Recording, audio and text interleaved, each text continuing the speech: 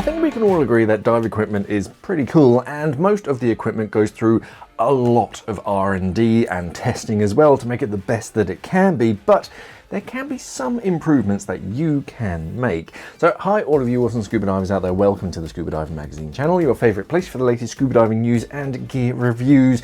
This was inspired by subscriber Scuba George, who asked what my favourite upgrades to dive equipment are. Now, the usual recommendation is that you don't alter your dive gear too much, if at all. It's designed and built that way for a reason, and too much fiddling and tinkering can affect how it works. So always consider how your modifications may affect the safety and the function of your equipment. You don't want to be underwater, unable to ditch your weight belt because you've sewn a name tag to it or something. Now, I am going to skip over the obvious, like putting your names on your fins or something, but I kind of racked my brain for 10 customizations that can make your dive equipment just a little bit better for you. Scuba.com is your one-stop shop for everything underwater. Whether you're a seasoned scuba diving pro or just starting to explore the wonders of the deep, Scuba.com has everything that you need. Browse their extensive selection of scuba and snorkeling equipment from leading brands, find masks, fins, BCDs, wetsuits and regulators and everything else that you need for a comfortable and safe dive. Scuba.com's team consists of highly trained and experienced professionals who have dived all over the world. Get personalized recommendations for the perfect gear, no matter your diving destination or style. Ready to take the plunge? Scuba.com offers scuba diving classes from all levels, from beginner open water diver certification to advanced technical diving courses. If you're looking for the ultimate underwater adventure, Scuba.com curates diving trips around the globe to exotic destinations. Dive into a world of possibilities with Scuba.com.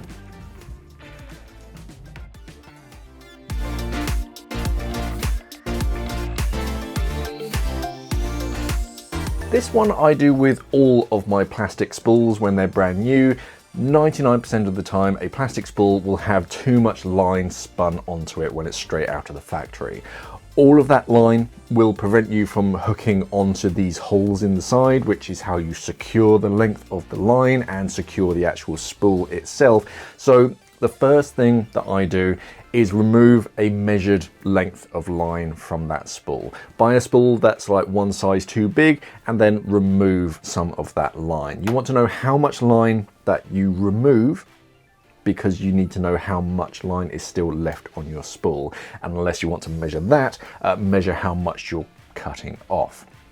After you've done that, you want to make a loop in the end of the line that's large enough to fit the spool through it. That's called the leader, that like big loop. And when you have something that the actual spool itself can fit through, that's the quickest way to tie it onto something. You just thread it through and then just loop that spool or reel through it and just pull it tight. I also tie a point into the end of the spool if it's used for cold water use, just so it's a little bit easier to grab hold of and to poke through the side, and also like untying knots as well. It gives you something to grab hold of instead of having to try and fiddly with it, especially with clunky gloves. Use some of that heat shrink wrap and then just harden it just to give it something more tactile. And sometimes I also put a second knot in that leader about 2/3 of the way down, and that can make it just easier to get a hold of that leader when it's all spun up, so that the whole leader looks a bit like this. That's how I like to have my spool set up.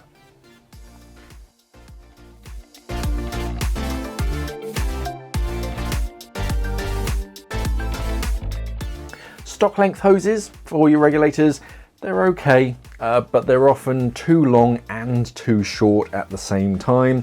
If a hose is going over my right hand shoulder, I like to keep it close to my neck, because you see too many standard length hoses that create this big, huge loop that's just begging to get caught on something and just yank that second stage out of your mouth. The same, well, kind of the opposite for your octo. Standard length octo hoses are only just a little bit longer than a primary hose, and in a real world out of air situation, you want as much slack as possible in that hose, so that if you do need to turn your shoulders for whatever reason, it doesn't pull that second stage out of your buddy's mouth. You don't need to go for the full 2-meter long DIR hose that some divers use, but usually I choose something a bit longer than the standard 90 centimeters, just to give you and your buddy a bit more breathing space and a bit more maneuverability, instead of having to literally cuddle one another and you have to move together.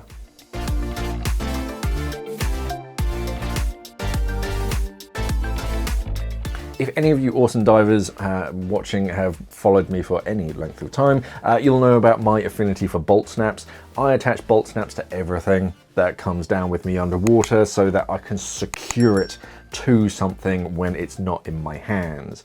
Use some of that line that you took from your spool. That's really handy to keep hold of, so don't just throw it out. It's useful to keep hold of that line from a spool, but you can find these kind of small bolt snaps that you can just tie onto most dive equipment. The same with your SPG. So attach it onto the hose so that you can clip your SPG to a D-ring instead of having to use some kind of clip. Double enders, especially the nice ones, I mark so that they can be more easily identified. They're handy to keep around just in case, and it's not unusual to lend them out to friends who conveniently forget to give them back later. Now, they can keep the nasty brass bolt snaps. I have no real use for them, but the nice steel ones, I pop some heat shrink wrap around that midsection so that I can more easily identify if it's mine or not. It is a good handy way to just physically identify that, hey, that's my double ender.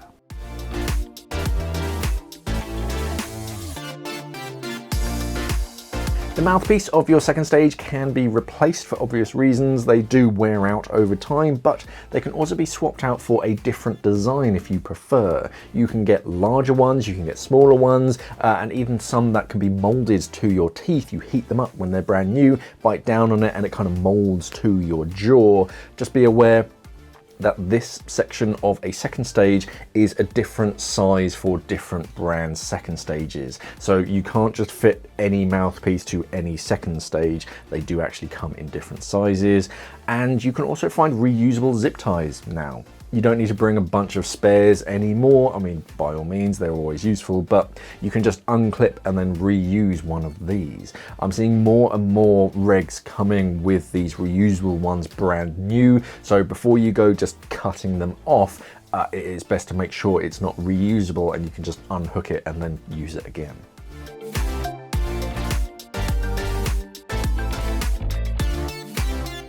Safety is paramount when you're in the water, or just at all times really. So I always make sure that I have an audible and a visual emergency signal at minimum, always with me in a pocket somewhere. I carry a basic whistle in a thigh pocket. Many BCDs now have one integrated into the chest strap. So if you look at that buckle on your chest strap and it's got a funny little thing kind of sticking out of it, that's probably a whistle. But there have been cases where search vessels have been within meters of a lost diver and not seen them due to the waves in front of them. So a really loud whistle can just help them know that there's someone nearby. I mean, it worked for Rose and Titanic, but also I bring a signal mirror with me that can help draw attention to yourself if you're lost at sea from a greater distance. A DSMB is my first go-to. You send that up, but a signal mirror doesn't take up much space. It's just a piece of metal. So as long as you keep it clean and it doesn't rust, it's just gonna last forever, but it can just help just gain attention. And I also keep some form of ID in one of my pockets as well. If I can't identify myself, I have my name, like emergency contact and insurance details on a plastic card that lives in one of my pockets, but there are also several like clever systems now. I've seen one that's like a patch that you can glue to your dry or your wetsuit, so that people can like scan a barcode and get all of your information. So yeah, just some way of like identifying yourself if you are incapacitated.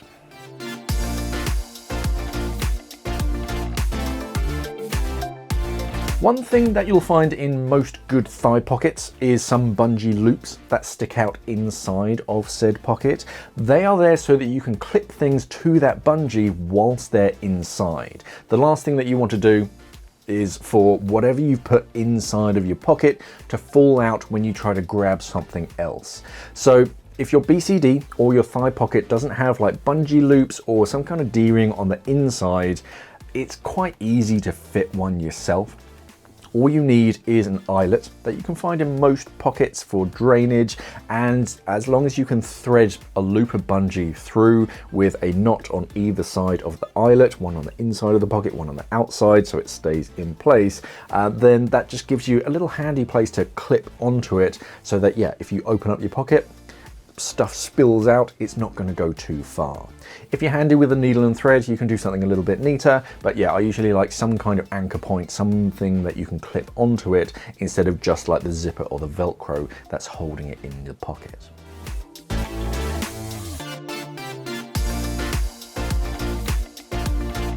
This is a small one. I'm kind of struggling to come up with 10 great ones, but on my Regulator dust cap, it has a handy little eyelet on this section. That one holds onto a spare O-ring. I can't take any credit for that. Apex designed it that way. And I'm not sure how many divers who use Apex regulators actually know about this spare O-ring. It's really handy, so keep an eye on that. But this eyelet right next to the O-ring is very handy, and I thread one of these little loops so that I can hang my regulators securely with a bolt snap or on a hook of some kind. Too many times I've seen regulators just fall to the floor because they've been like precariously hung up by the hoses, which kind of bends and stretches the hoses anyway, which is bad for your hoses. And because like your metal first stage is usually the heaviest part, it's pulling it down, pulls the other end, and they just end up falling on the floor and it damages your regulators. So I prefer a solid mounting point that I can hang my regulators somewhere securely. Even if it's in rough seas, it's not going anywhere, but they're still drip drying.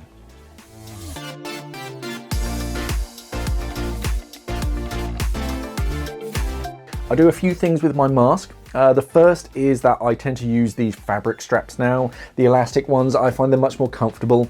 They're fairly universal as well. They just clip onto this part of the mask buckle. I also pop a chunky O-ring over one buckle so that I can clip a bolt snap to it. That can be handy for your backup mask in particular. Keep it in your pocket, clip to a D-ring or one of those bungee loops, and then even if it falls out of the pocket, it's not going to go too far. But without that, you kind of have to attach it either to the strap or something. It gets a little bit weird, but if there's a nice little anchor point, clip is much faster. If you still prefer a silicone ratchet strap, then a mask cover is a nice touch. It helps to prevent the strap from tugging and tangling in your hair. I find the Velcro ones, they can be a little bit scratchy personally, so I don't use them too much. I find they have quite sharp edges around your ears, but something to cover the silicone, especially around the back, is best. And if you find your strap kind of slips from time to time through that buckle, you can use electrical tape to prevent some mechanisms from opening accidentally. It's only the ones that have like a lever action. If it's all like an internal mechanism, it's not worth it. You're just going to press those buttons. But yeah, if you find that that buckle kind of slips, sometimes electrical tape can help.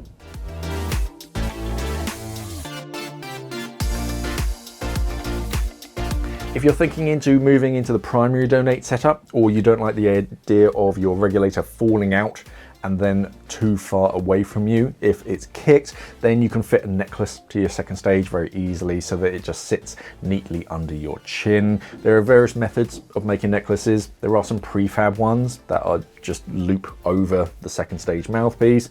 These are good if you want them to be like quick release. If your buddy sees it, they can grab it and just pull it free. You can make them yourself with a section of bungee and then just 2 knots to create kind of like 2 slip knots that attach onto the mouthpiece. Still pretty quick release, but it's a bit more secure and it holds it in place. If you want something more permanent, then you can tuck the bungee underneath the zip tie around the mouthpiece. You can't really use these reusable cable ties, unfortunately. They are a bit too snug, so it's best just to use a standard zip tie for this. You want it just long enough so that you can fit it over your head so it sits just under your chin and doesn't dangle too much. But remember that if it's secured like this with a zip tie, then you can't donate that second stage very easily. It is just gonna hang around your neck.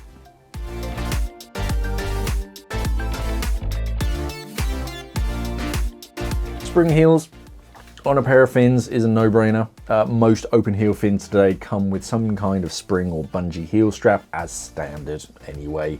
But if I had a pair of fins that I just loved, or a new pair of fins that had rubber ratchet straps, then I would do everything in my power to find a pair of spring heels for those fins. They're just so much easier to use throughout the entire dive, especially as I get older. Trying to reach your ankles, you realize how far away they actually are.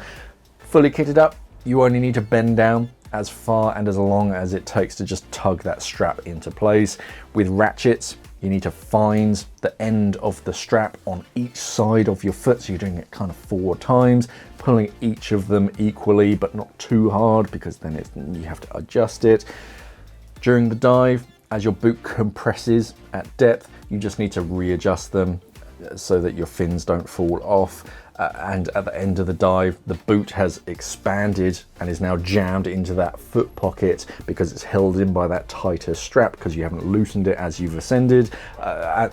And you need to reset that strap before your next dive. There's just a lot of maintenance, where a spring strap does all of that automatically. Automatically adjusts for compression at depth, and it's set to one length, so all you have to do is just unhook it. It is so much more civilized. Those were 10 of my favorite gear customizations that shouldn't affect the functionality of your dive gear too much. Always remember that safety is #1 with your dive equipment. Don't mess about with it too much because it could have unexpected consequences. Before you make any kind of changes, just think about how it might get caught in something or prevent you from doing something if you can't reach or do anything. Just have a think and see how just because you're fixing one problem, you could be creating another.